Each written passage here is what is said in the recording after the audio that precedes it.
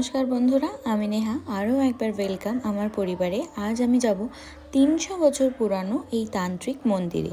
आशा राखी बुझतेई पारछो सिद्धपीठ तारापीठ।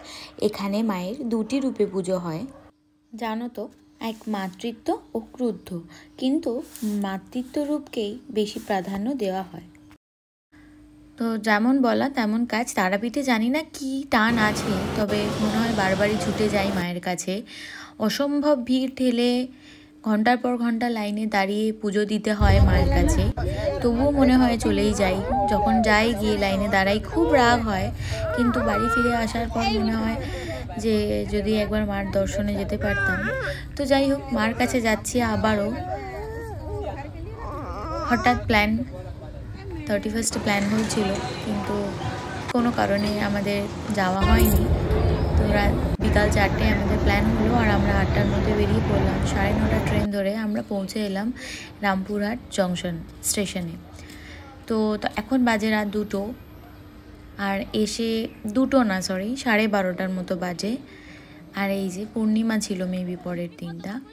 আর এই যে এত রাতের বেলাও ওই জুতো নিয়ে ইনি বসে আছেন আর কি।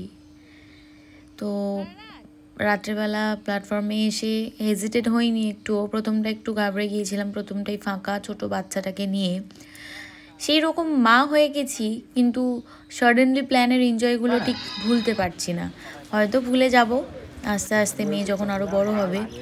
তো হঠাৎ প্ল্যানেই বেরিয়ে পড়লাম, সাথে এত বন্ধুরা চলেও এলো। আমরা একটু অপেক্ষাই করছিলাম, কারণ গাড়ির প্রায় অনেকটাই বাজেট বলছিল। আর সাডেনলি প্ল্যান মানেই তো একটা ব্যাপার থাকে। তো যাই হোক, হঠাৎ করেই এলো একটা শটেল, সেখানে আমরা আর কি রিজার্ভ করলাম। গাড়ি থাকে সারা রাত।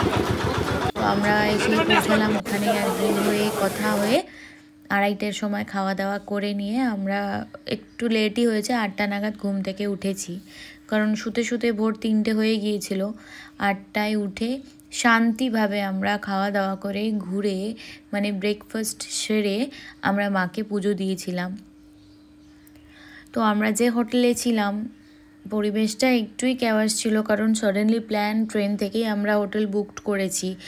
তো এটা এক আশ্রম, এখানে 150 টাকার বিনিময়ে মনে হয় থাকতে দেয়। আর তো পিছন দিকের বাজারে আমরা খাবার রান্না করতে দেব বলেই আমরা একটু এসেছিলাম দেখতে, পরিষ্কার পরিচ্ছন্ন ব্যাপার এইসব। তো তার মাঝে আমরা ঘুরেই নিলাম। আমাদের প্ল্যান পুজো দেবো আজকেই, মানে যেদিন গেলাম সেদিন পুজো দেবো, সেই রাতটা আর কি থাকবো। কারণ আমাদের কিছু সাইট সিন ঘোরার ছিল। তো তারাপীঠ মন্দিরে যাচ্ছি এখন, গিয়ে যিনি পান্ডা আছেন আগাগোড়া আর কি পুজো দেওয়া হয় ওনার কাছে। তো ওনাকেই মানে দেখে আসার যে কোন সময় আসলে আমরা ফ্রি পাবো, ফাঁকা পাবো, পুজো দিতে পারবো। তো উনি বললেন 3টের সময় এসো। তো আমরা সেই সময় মতো করে আমরা পৌঁছালাম। তার আগে আমরা একটু ঘুরে নিলাম এই যে মন্দিরের চত্বরটা, আশেপাশে যা জিনিসপত্র দেখতে পেলাম তোমাদের সাথে শেয়ার করলাম। একদম শ্মশানের সামনেই এই যে বাঁশি নিয়ে বসে আছে, যেখানে শ্যাম আছে সেখানে বাঁশি আছে, পাশাপাশি আছে। তো এখানে শাখা পলা মায়ের চরণে এসে বিয়ে করতে চাও তাদের জন্য শাখা পলা, বা যারা চাও চেঞ্জ করতে তারাও চেঞ্জ করতে পারো শাখা পলা। আর এখানে নগর কীর্তনে বেরিয়েছিল, এই দিন ছিল নগর কীর্তন। যারা করে প্রায়ই যাও তারাপীঠ, তারা জানো নগর কীর্তনে আর কি অন্নকূট ছিল, তারই মাঝে একটুখানি কৃষ্ণ নাম হচ্ছিল।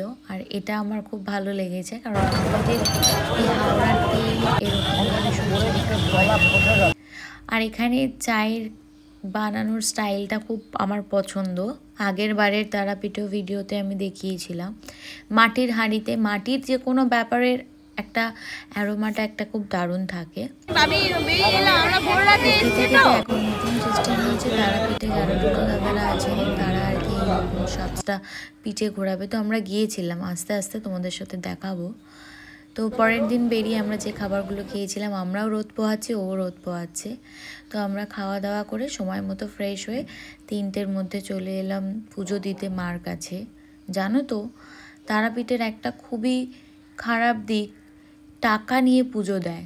1000 টাকার বিনিময়ে তোমাকে মার দর্শন দেবে, মাকে ছুঁতে দেবে। আমার মনে হয় এটা উচিত না, প্লিজ বন্ধ করা হোক এই নিয়মটা। খুবই জঘন্য, খুবই জঘন্য। অন্য কর্ম করে আপনারা টাকা নিন।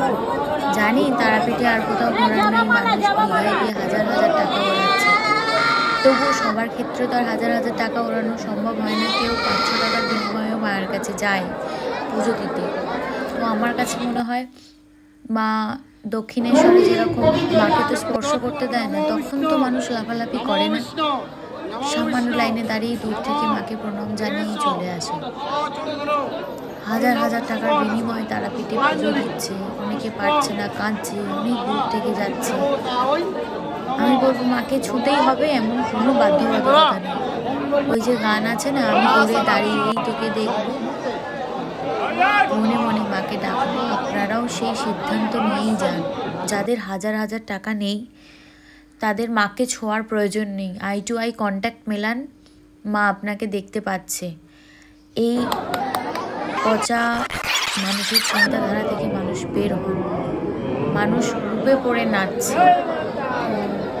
এত কথা বলার কারণ, আগেরবারে আমরা টাকার বিনিময়ে পুজো দিয়েছি, এবারে আমরা দিইনি। কারণ একজন একজন করে মানুষ যদি বন্ধ করে এই নিয়মটা, আশা রাখি এনাদের এই পান্ডাদের এত দাবি দাবা থাকবে না। যার সামর্থ্য থাকবে না তারা যাবে না, যার সামর্থ্য থাকবে তারাও যাবেন না। কারণ আপনাদের সামর্থ্যের জন্য আমাদের যাদের সামর্থ্য নেই তারা আসলেই মরি।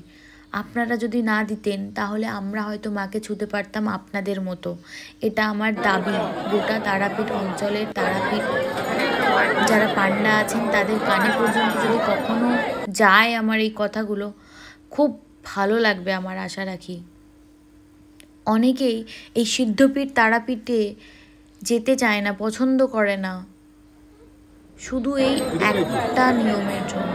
তো যাই হোক, অনেক কথা বললাম, খুব রাগে বললাম কথাগুলো, মাইন্ড করবেন না প্লিজ।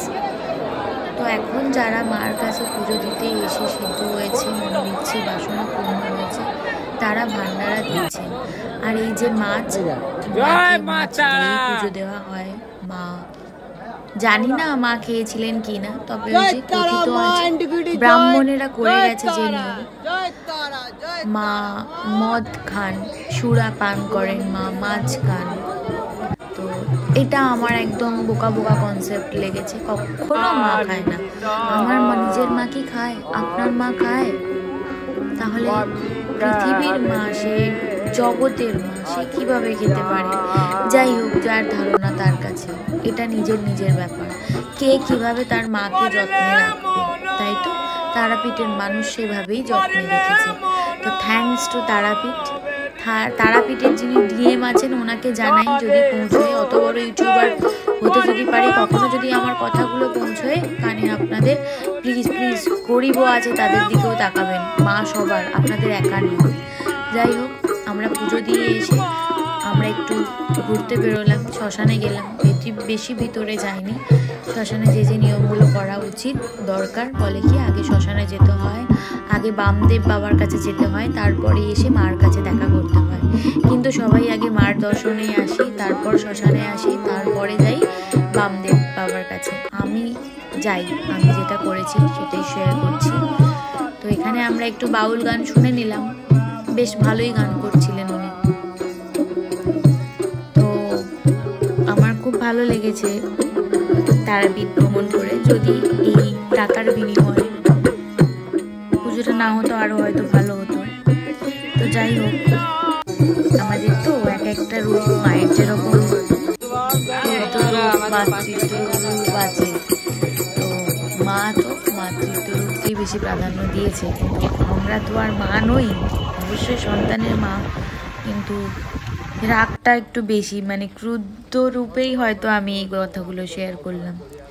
তো যাই হোক, এখন শান্ত হয়ে তুষ্ট হয়ে আমরা তারাপীঠের এপারে চলে এলাম। এই এক মানে মনের মিল না থাকলে, মনে শান্তি না থাকলে, মায়ের ডাক না থাকলে, মায়ের উপর টান না থাকলে এই স্থানে পা রাখা সম্ভব নয়। এই স্থান হচ্ছে এক অলৌকিক স্থান, যেখানে ঠাকুরমশাই একাই পূজা দেন। আশা রাখি অনেকেই এখন জানেন। এই যে নামটা এখন আর আমার মনে পড়ছে না, তারাপীঠে বসে হঠাৎই এনার নাম আমার মনে পড়েছিল। টোটো ভাই বলেছিল যে একদম শান্তভাবে যাবেন, কোনো ভিডিও করবেন না দয়া করে।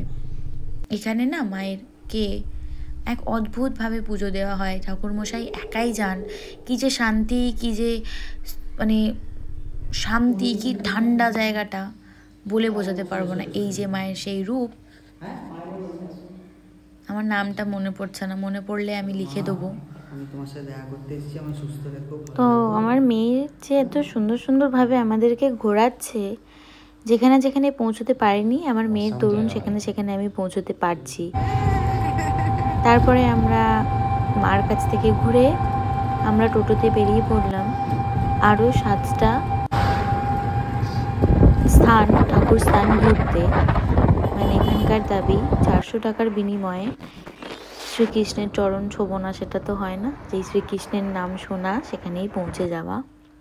তো এই যে গ্রামের পরিবেশ দেখতে দেখতে আমরা এখন পৌঁছে যাচ্ছি বামদেব বাবার বাড়ি। বামদেব বাবার আদি বাড়ি, আসল বাড়ি কোন বাড়িতে থাকতেন সেটা জানা নেই, তবে ওনার এই স্থানে পা পড়েছিল সেই অর্থে আমাদের বাবা নিয়ে এসেছেন, এটাই অনেক ধন্যবাদ। এই কালী মন্দিরটা নতুন হয়েছে, নতুন নতুন ভিতরেও আর একটা কালী মন্দির তৈরি হয়েছে, একজন বলছিলেন ভিতরে চলুন মায়ের মন্দির আছে। তো আর যাইনি, কতই বা মন্দিরে যাব, যেখানে যেখানে যাওয়ার নতুন নতুনভাবে পীঠ তৈরি করছেন ওনারা। এই ফুল গাছটি দেখে আমার খুব ভালো লেগেছিল, তার জন্য ভিডিও করলাম। আর এই যে চাষিরা চাষ করছে, জানি না মেয়েরা যারা চাষ করে তাদেরকে কি বলে, চাষি বললাম। বেশ ভালো লাগলো পরিবেশটা দূর থেকে দেখতে, তাই ক্যামেরা বন্দি করলাম। এইগুলো হচ্ছে প্রথমে ভেবেছিলাম ধান গাছ বসাচ্ছে, তারপরে গিয়ে সামনে দেখলাম ধান গাছ না, এগুলো পেঁয়াজ গাছ। তো কি সুন্দরভাবে পরপর লাইন ওয়াইজ বসাচ্ছে। এগুলো কি ধান গাছ? দেখে মনে হলো এনারা বাড়ির কাজও সামলায় সাথে বাইরের কাজও সামলায়। আমরা একটুতেই হাঁপিয়ে যাই। তো এখানে একটু এসে ভিডিও করে, কি সুন্দর সর্ষে গাছ হয়েছে। শীতকালে গ্রামের দিকে ঘুরতে আসাটা একটা অদ্ভুতই ভালো লাগে, আমার ভালো লাগলো, আমি ক্যাপচার করলাম, ভবিষ্যতে দেখব। সো এরপর আমরা টোটো নিয়ে পৌঁছে যাব আরও 21 কিলোমিটার দূরে চৈতন্য মহাপ্রভু জন্মস্থান। আরও একটা অলৌকিক মন্দির আছে পুকুরের নিচে, জলের নিচে, যেখানে কিনা বলে কথা শুনি বকুল। তো এনারা অনেক দূর থেকে আসছেন বাবার মাথায় ইয়া মায়ের মাথায় জল দিতে, তার একটা ছোট্ট করে ভিডিও করে নিলাম। এখন আমরা যাচ্ছি সেই 21 কিলোমিটার দূরের এক মন্দিরে। পরপর 7টা মন্দির আছে শ্রীকৃষ্ণেরই, সাথে থাকো দেখতে থাকো।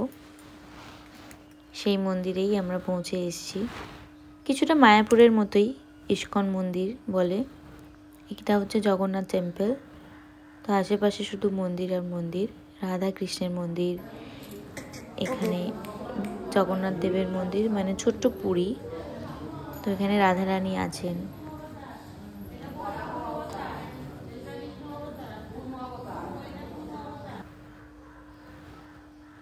আর এই হচ্ছে সেই ইস্কন মন্দির, কীর্তন হচ্ছে।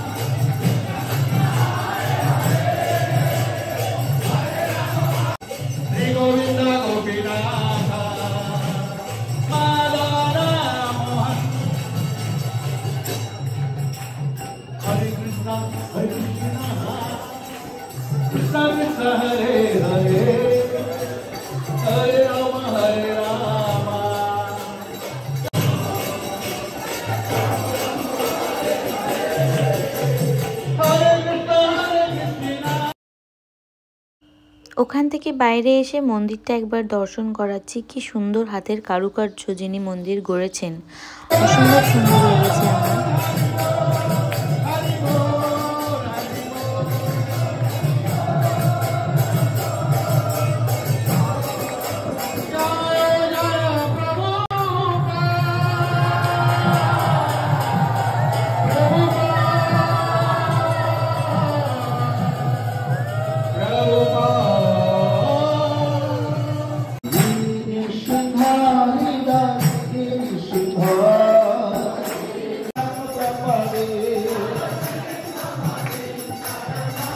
যেমনটা বললাম, এক অলৌকিক মন্দির এটা, জলের নিচে।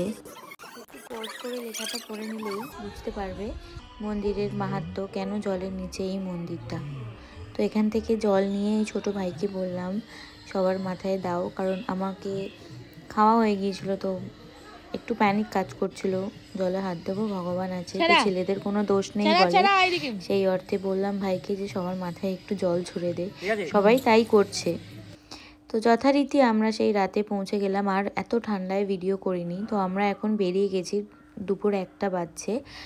আমরা কাকাতুয়া থেকে একটু মিষ্টি কিনে, প্যারা কিনে আর কি প্রত্যেকে দেওয়ার জন্য নিজেরাও প্যাক করে চলছি স্টেশনের দিকে, কারণ আমরা যাব বোলপুর। তারাপীঠ আসবো, বোলপুর যাবো না, এটা হতেই পারে না। বোলপুর আমার প্রাণের শহর। তো পার হেড 40 টাকার বিনিময়ে প্রতি জনা 40 করে নিয়েছিল। হ্যাঁ, অবশ্যই আমার মেয়ের বাদ। আমরা গাড়ির সামনে বসে চলে এলাম রামপুরহাট স্টেশন। এখান থেকে দুটোই ট্রেন ছিল, 2:05 ট্রেন ছিল, যে কোনো এক্সপ্রেস যেতে পারে আর কি। আমরা বোলপুরে নামবো, তো আবার বোলপুরে গিয়ে দেখা হচ্ছে। Santiniketan, I love Santiniketan. যে কোনো যতই ভিড় হোক না কেন এখানে আসতেই হবে। তো আমরা প্রান্তিকে নেমে গিয়েছিলাম, কারণ প্রান্তিকেই মেন হাটটা বসে। প্রান্তিক থেকে আমরা সমস্ত কিছু ঘুরে, হাটটাই হচ্ছে মেন জমজমাটি একটা ব্যাপার বোলপুরের। এই যে বোলপুরের সাবেকিয়ানা ব্যাপারটা খুব ভালো লাগে। কাঠের দুল, কাঠের অর্নামেন্টস, হাতে বোনা নকশি কাঁথা, শাড়ি, সুন্দর সুন্দর জুয়েলারি, আর এই যে প্রকৃতির মাঝে সোনাঝুরি গাছের নিচে আমরা নিজেদের আসরটা জমিয়েছিলাম। এখানে এদেরকে বসিয়ে দিয়েছিলাম। সত্যি কথা কি জানো তো, ছেলেদের নিয়ে না ঠিক মার্কেটিং হয় না। আর ওরা যদি শান্তিতে একটুখানি রিল্যাক্স করতে পারে, তাহলে মেয়েরাও কেনাকাটা করতে পারে। তেমনই ওরা দই রাবড়ি, শান্তিনিকেতনের ফেমাস, খেতে শুরু করলো। আর আমি বললাম বসো, মেয়েকে সুন্দরভাবে রিল্যাক্সে শুইয়ে দিলাম। আমি ঘুরতে চলে গেলাম, মানে পুরো মার্কেটটা আমি দেখে নিলাম, ঘুরে নিলাম। কিছু কিছু জিনিসপত্র কিনেছি, সেটা একদম লাস্টে গিয়ে তোমাদের সাথে আমি শেয়ার করছি। বোলপুরের সুধাগন্ধ মাটির একতারা, বঙ্গ, সুন্দর সুন্দর ড্রেস, কি দারুণ লাগে। মনে হয় কিচ্ছু কিনবো না। তাল পাতার সেপাই কি সুন্দর না। এখানকার মানুষের হাতের কাজ খুব সুন্দর। বাউল গান, আহা, সোনাঝুরির হার। আর এই যে ছোট্ট মুচেটাকে দেখো, যেই ভিডিও সামনে আর ওর বায়না শুরু। ভালো লাগে ছোট ছোট মানুষের আবদার মেটাতে। তাকাচ্ছে। কি করবি তুই? খেলবো। পেন্সিল নিয়ে খেলবি? লিখবি না? পড়বি না? শুধু খেলবি? ভাল লেগেছে? আমি খুঁজে বেড়াচ্ছিলাম ছোট ছোট খুদেরা কি বিক্রি করছে, তাদের থেকে আমি কালেকশন করব। তো পুরো মার্কেটটা খুঁজে আমি 2-3 জনকে পেয়েছি, যাদের ভিডিও করতে পেরেছি তাদের ভিডিও করেছি। আর বড়দের কাছ থেকেও কিনেছি, কিনে নিচে দানা। এই করতে করতে হয়ে গেল রাত। আর রাতের সোনাঝুরি, একদম পূর্ণিমার চাঁদ যেন ঝলঝানো রুটি, রবি ঠাকুরের কথায়। তো ভাঙা হাটে আমরা মানে তোলপাড়ি গুটিয়ে, কারণ বুঝতেই পারছো 2:03 বা 2:05 ট্রেন ছিল, তার মধ্যে এসে পৌঁছেছি 3টে। আসতে করতে অনেকটাই সময় লেগেছে। তো আমরা বোলপুর স্টেশনে পৌঁছে এসেছি। এখানে আমার বড়মশাই বিষয়ে একটা প্ল্যাটফর্ম ঝকঝক চকচক কর रहा है। देखिए क्या कर रहा है? झकझक चकचक। কিভাবে নিয়ে বাড়িতে যাচ্ছি। জেনে রাখো প্রান্তিক থেকে না লাস্ট ট্রেন 6টায় আছে, আর মার্কেটিং করতে করতে সময় চলে গিয়েছিল। তো বোলপুর থেকে 8টা 44-এ ট্রেন ছিল বর্ধমান থেকে আবার ট্রেন ছিল 12টা 44। তো আমরা সেই পথেই হেঁটেছি, রিল্যাক্সড হয়ে গিয়েছিলাম। হয়ে গিয়ে শান্তভাবে ডিসাইড করলাম কি করা উচিত। তো এখানে বসে বসে আর কি ভিডিও করছিলাম, কারণ 8টা 44 সবে তখন বেজেছিল 8টা, আর পুরো বন্দে ভারতটা এলো, তাই ভিডিও করছি। বন্দে ভারত ট্রেন দিল, ব্রেক দিল। বন্দে ভারতও কাউকে আর কি পাস দিচ্ছে। তো যাই হোক, যথারীতি লাস্ট ভিডিও করে আমরা এটা বাড়ি ফিরে এসেছিলাম, আর কোনো ভিডিও করিনি, কারণ ট্রেনে উঠে টোটো ওই টিটিকে দিয়ে আমরা রিজার্ভেশন করিয়েছিলাম। আর এই যে ছোট্ট পুকুর জন্য এই ড্রেসগুলো কিনেছিলাম, ওর বাবার জন্য ওই ড্রেসটা কিনেছিলাম। তারপরে এই সব করে আর কি 1 জানুয়ারি সুন্দর ট্রাভেল করে বাড়ি এলাম।